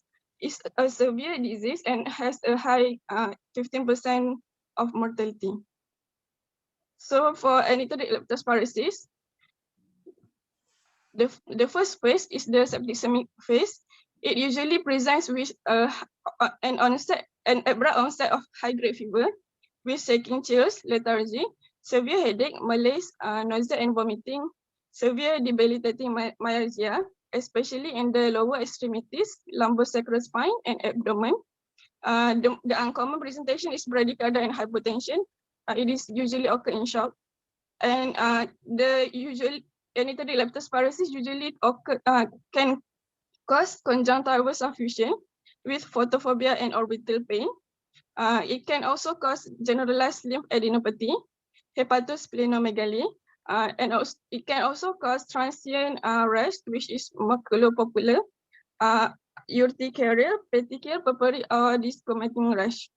Okay, so the rarer manifestation during the septicemic phase of anicteric leptospirosis are pharyngitis, pneumonitis, arthritis, carditis, cholecystitis, and also orchitis. So the important one is conjunctival suffusion, and also it usually comes with high-grade fever. So this is conjunctival suffusion. Conjunctival suffusion is the redness of the conjunctiva that resembles conjunctivitis, but it does not involve inflammatory exudates. It is because of the dilatation of the conjunctival vasculature. Okay, so for phase 2 of the immune phase, between phase 1 and phase 2, there will be a brief asymptomatic and a febrile interlude. You can see here, there will be no fever and no symptoms. Phase 2 starts when there is recurrence of fever and septic meningitis. So most of the children will have CSF abnormalities, but only 50% of the children will exhibit meningeal manifestations as meningitis. So the CSF abnormalities includes modest elevation in pressure, pleocytosis with early polymorphoneucleocytosis, followed by mononuclear predominance, normal or slightly elevated protein levels, normal glucose levels. The uncommon presentations are encephalitis, cranial and peripheral neuropathies, papilla edema, which is the swelling of the optic nerve, and also paralysis. They can also be unilateral or bilateral uveitis, which is inflammation of the uvea in the eyes, and also the symptoms usually resolve within 1 week. Okay, so we move on to the next type, which is ecteric leptospirosis. Ecteric leptospirosis is also called as whale syndrome or whale disease. It is more common in adults more than 30 years old compared to children. It has 2 phases also. The first phase is similar as the anicteric leptospirosis. The second phase, or the immune phase, is usually characterized by the jaundice, acute renal dysfunction, and also thrombocytopenia. So in fulminant or severe cases, they can also occur pulmonary hemorrhage and cardiovascular collapse. So jaundice means that there is hepatic involvement. So the signs and symptoms include right upper quadrant pain, hepatomegaly, direct and indirect hyperbilirubinemia, jaundice, and also modestly elevated serum levels of hepatic enzymes. So the liver function test usually will return to normal after the recovery of leptospirosis. So in urinalysis, there will be abnormal findings such as hematuria, proteinuria, and also gas, and also azotemia, which is associated with oliguria and also anuria. Okay. Next, acute kidney failure occurs in 16 to 14% of the cases, and abnormal ECGs are also present in 90% of the cases because of hypokalemia, but congestive heart failure is uncommon, and severe cases can lead to myocarditis. There will also be transient thrombocytopenia in more than 50% of the cases, and there can also be rare hemorrhagic manifestation during immune phase of Etheric Leptospirosis, which are epistaxis, hemoptysis, and pulmonary, GI, or adrenal hemorrhage.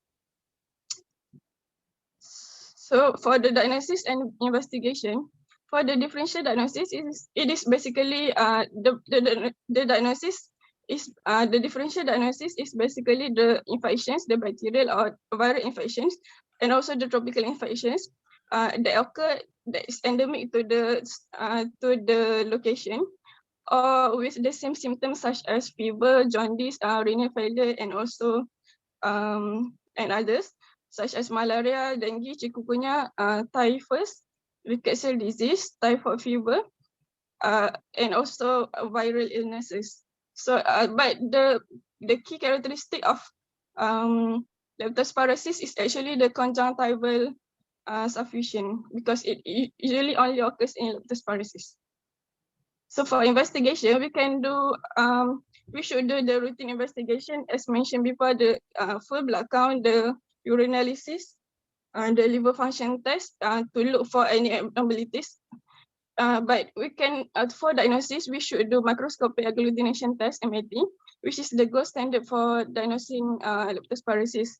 The result will be a fourfold or greater increase in titer in the sera or serum. And the agglutinase usually occur by the 12th day of the illness, and the maximum titer usually after the 3rd week.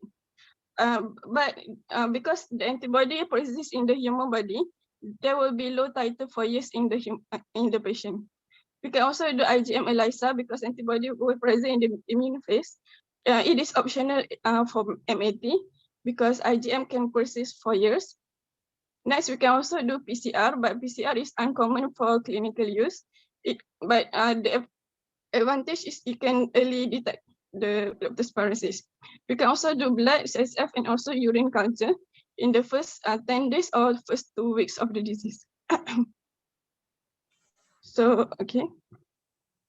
The last part is management and prevention. Basically, the treatment of leptospirosis is by giving antibiotics early. We can give penicillin G early, but if the patient is allergic to penicillin, we can give the deoxycycline.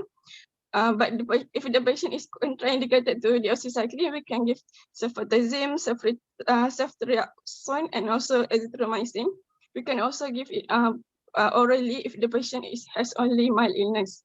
In severe illness, we must give supportive care, especially when the disease has spread to the pulmonary, the cardiac, and also the renal. We can give dialysis and also mechanical ventilation to the patient. So for the prevention and control, we can basically the basic is proper hygiene and also prevention. We can give immunization to the livestock of pets because there are animal vaccines for the leptospirosis for animals, but human vaccinations are not yet available because the bacteria has multiple serovars. We should also practice personal hygiene and PPI, especially in the high-risk groups mentioned before. We can avoid going to contaminated environment or areas which are affected with leptospirosis before. We must always promote cleanliness. The government should do a risk assessment of the possible contaminated water sources. And for prophylaxis, we can give deoxycycline weekly for the high-risk group. But this is for adults. The role of prophylaxis in children has not been adequately studied yet. This is the summary of what I have mentioned before. Okay. I Okay think lah. that's all for me. It's good for me. Because I revise balik my symptom and sign, tapi too complicated for you all. Betul tak? Lepas sikit je kan? Not much you all know because too complicated for your level, year 3. That's why I think your present though, memang you try to present very detailed, tapi you're not going to apply, tak akan masuk dalam fikiran you all.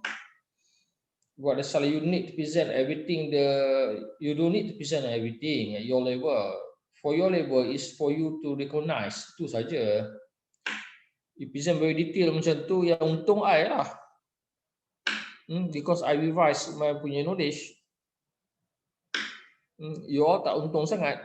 Kalau tanya balik sign and symptom of etheric, non-etheric semua, you all still blur.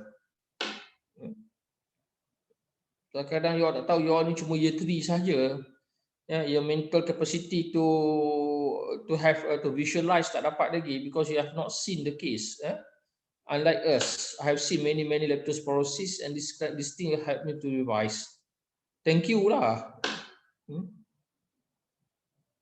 Tapi thank you lah for ni. Tapi for you all, I'm not sure you're going to help or not. Because if I say to you etheric phase, not etheric phase, all those things, meningitis, everything semua, you are so confused. Tapi you give us difficulty, you know, nak buat MCQ. Because when you all tell us all these things, I assume that you dah belajar. So your MCQ level will be that level. Non-etheric phase of in leptospirosis. This is the clinical finding. Padahal tu that master level tau, master student level tu. Tapi you detail sangat, I boleh tanya soalan tu, you nak ke soalan macam tu? I consider you dah belajar dah. Tak nak doktor. I consider you dah belajar semua tu. So that is master level punya soalan. Tak apalah. You all tak ada guideline sebenarnya. Nanti I try to build a guideline how to present for your level seminar ni. Because at your level is more how you know this history and then how you get from history from the HOPI, so present illness. How you want to use you learn the clinical and you know the knowledge, and then for the knowledge how you want to get the history. That's your level. Bukan you need to know everything about the disease.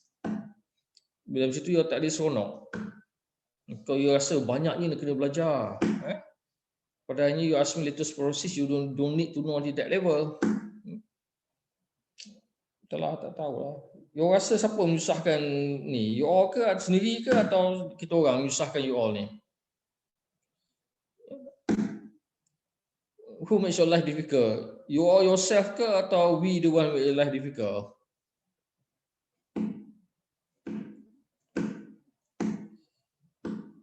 Okay, habis lah. Okay, maka nanti you tanya kemudian lah, each of you.